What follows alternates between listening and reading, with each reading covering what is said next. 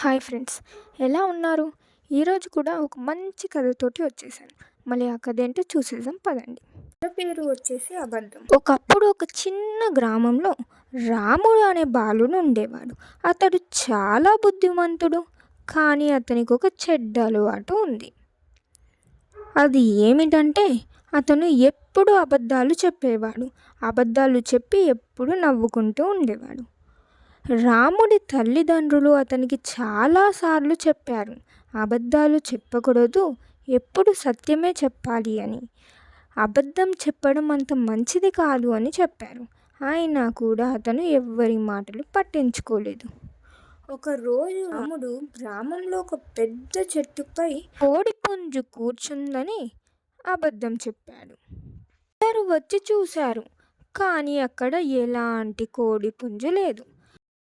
అందరూ నిరాశతో రాముణ్ణి తిట్టి అక్కడి నుంచి వెళ్ళిపోయారు. మరుసటి రోజు గ్రామంలో ఒక పెద్ద తుఫాను వచ్చింది. అందరూ ఆ తుఫానుని చూసి భయపడ్డారు.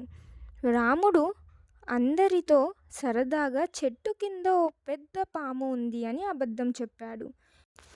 అందరూ పాము ఉందని నిజమే అనుకొని అక్కడి నుంచి పరుగులు తీశారు భయంతో. కానీ తర్వాత వారు తెలుసుకున్నారు అది అబద్ధమని. అప్పుడు కూడా రాముని చాలా తిట్టారు ఆ ప్రజలందరూ. కొన్ని రోజుల తరువాత రాముడు నిజంగా ఒక పెద్ద ప్రమాదాన్ని చూశాడు. చెట్టు కింద ఓ పెద్ద పాము నిజంగా ఉంది. పాము పాము అని పెద్దగా అరిచాడు. కానీ అతని మాటలను ఎవ్వరూ విశ్వసించలేదు. ఎందుకంటే రాము చాలాసార్లు అబద్ధం ఆడాడు కాబట్టి అది కూడా అబద్ధమే అని అనుకున్నారు ఆ గ్రామ ప్రజలందరూ. చివరికి ఎవరో ఒకరు ఆ పామును చూసి పాము వాళ్ళను పిలిపించి ఆ పాములను పట్టించి వారి అందరినీ రక్షించారు. ఆ దినం నుండి రాముడు అబద్ధం చెప్పకూడదని నిశ్చయించుకున్నాడు. ఈ కథ ద్వారా మనం తెలుసుకోవాల్సింది ఏమిటంటే అబద్ధాలు చెప్పకూడదు.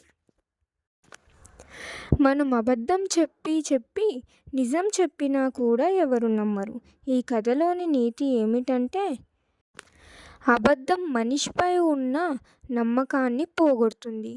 మీలో కూడా మీ ఫ్రెండ్స్, మీ చుట్టాలు లేదా మీ ఇంట్లో ఎవరైనా అబద్ధాలు చెప్పేవారు ఉన్నారా? అయితే వారికి ఈ వీడియోని షేర్ చేయండి.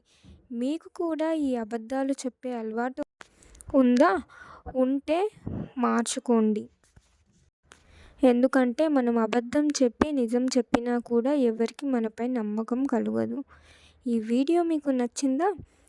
మీకు ఈ వీడియో ఎలా అనిపించింది అనేది ఒక చిన్న కామెంట్ చేయండి.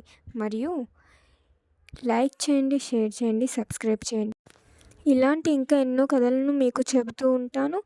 మరియు మీరు ఈ ఛానల్ని ముందు చూసినట్టయితే ఇంకా మంచి కథలను నేను చెప్పాను. నా ఛానల్లోకి వెళ్ళి ఆ కథల్ని కూడా చూసేయండి. Thank you for watching.